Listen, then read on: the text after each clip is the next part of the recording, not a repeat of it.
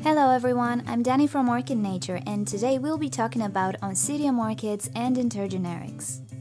I feel that this particular class of orchids can be very rewarding, as it's one of the easiest orchids to grow, but it's highly misunderstood because of the way orchids are advertised. There is a big difference between Oncidium orchids and orchids in general, and by orchids I mean Phalaenopsis orchids. Because Phalaenopsis are so popular, people often give general orchid care advice that applies to Phalaenopsis orchids, but not Oncidiums or any other type of orchids for that matter.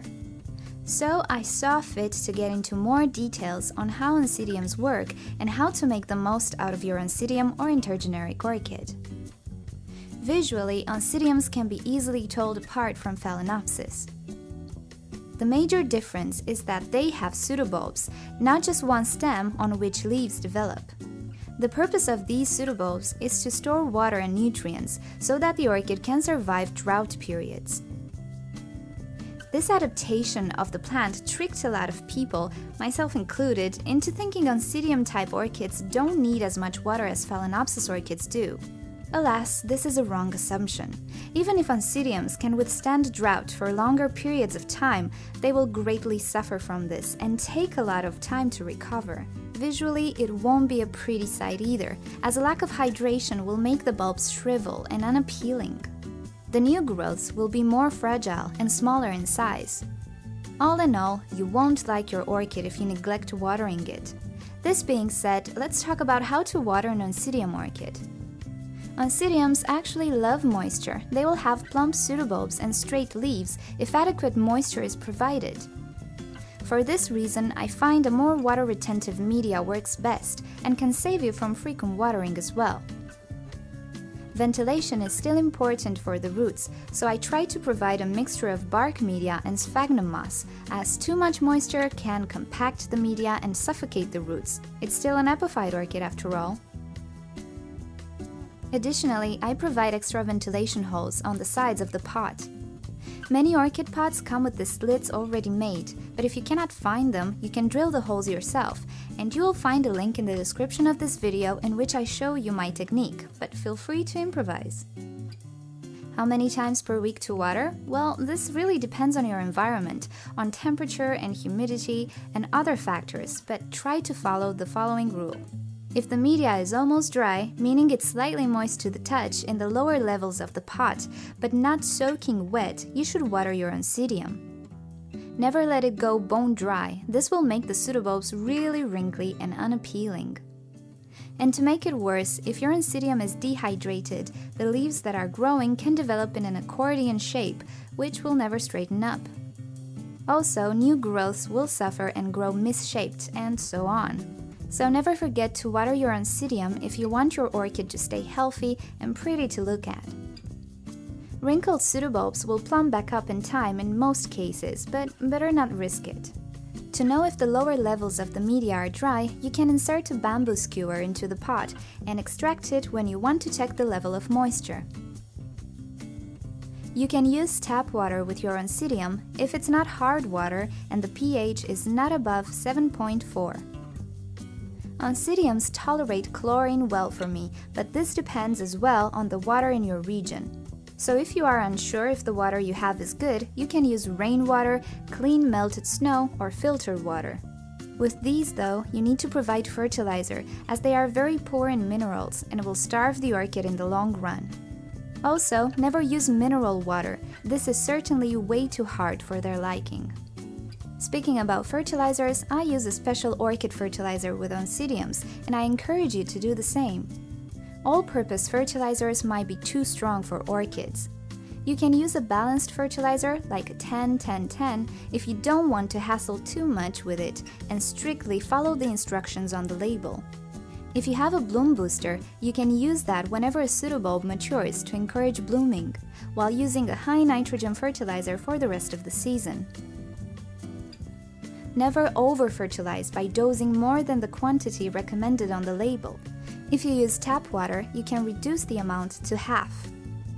Also, I suggest you use plain water in between fertilized waters to dissolve and flush out any salt buildups. Most Oncidiums love bright light. You can place your Oncidium in a sunny location, but beware of direct sun, which can burn their leaves. If you feel the sun is very strong, use a shade cloth or translucent drapes to block it. Direct sun can be provided in the morning and it will be greatly appreciated, but if the leaves get hot, they will most certainly burn. Low light will, however, result in low bloom count or a non-blooming orchid, so try to find that perfect spot in your home which is bright but doesn't let direct noon sun fall on the orchid. Temperature-wise, they are not picky and can do good in warm and intermediate conditions. Best temperatures range from 18 degrees Celsius at night and 28 degrees Celsius during daytime. So if you are comfortable in your home, they will be as well. It is believed that a drop in nighttime temperature can induce blooming, so a slight variation is beneficial. Once your orchid has sufficient pseudobulbs, you can split it and obtain 2 perfectly healthy plants. I have a video on how to properly divide a pseudobulb type orchid, so you can visit the description to watch that video and learn how to divide orchids. Reblooming an Oncidium orchid is, in my opinion, only related to the care it receives. Good hydration is crucial for a good bloom count, as well as light quantity and fertilizer. An Oncidium will bloom almost every time a new pseudobulb matures, which can happen once or twice a year depending on the variety. The more pseudobulbs the orchid has, the more flower spikes it can send out. Each pseudobulb will only bloom once, but it can produce up to 3 or 4 flower spikes with the right care and if the genetics of the orchid permits it. So never remove old pseudobulbs or divide your orchid in individual pseudobulbs, as the old ones feed the new growth and result in faster growth and better blooms.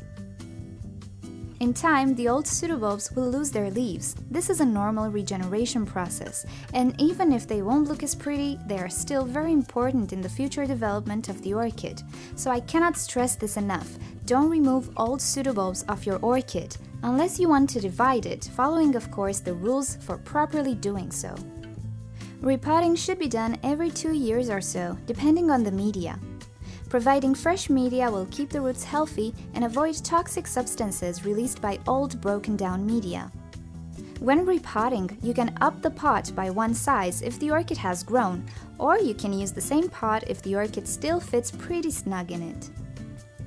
In case your Oncidium is new, I suggest you repot it after you enjoyed the flowers, to check the root system and also provide fresh media and avoid pests. Most orchids you will buy will have already stayed in that media for some years, and they might already have suffering root systems. I have a video on how to properly repot a new Oncidium, so you can visit the description to watch that video as well. My method is very cautious, and it can be a bit of a hassle, but trust me, I had my fair share of pests and problems, so I'm not taking any more risks, and I suggest you do the same. In case you didn't know, many Oncidiums and intergenerics are very scented. If you are not sure what Oncidium to buy for your first purchase, I suggest you get the famous Oncidium Sherry Baby, and you won't be disappointed. It smells like chocolate, although some people find it rather vanilla chocolate scented or milk chocolate, so I guess it will be a surprise for you to decide how it actually smells like. Be warned though, the fragrance is very strong and it might cause headaches if kept in a small and not ventilated room. Other intergenerics can smell like honey or even spicy, so you have a multitude of colors and fragrances to discover and choose from. Oncidiums and intergenerics are my favorite alliance, and I would take an Oncidium over a Phalaenopsis any day, but that's just me, so if you never owned an Oncidium, give it a go. In most cases you will be hooked on them, I guarantee it. If I forgot to mention something or you have additional questions, feel free to leave me a comment and don't forget to subscribe for more videos. Thank you for watching, and don't forget to visit orchidnature.com if you want to share your orchid stories with us. So I'll see you next time. Bye!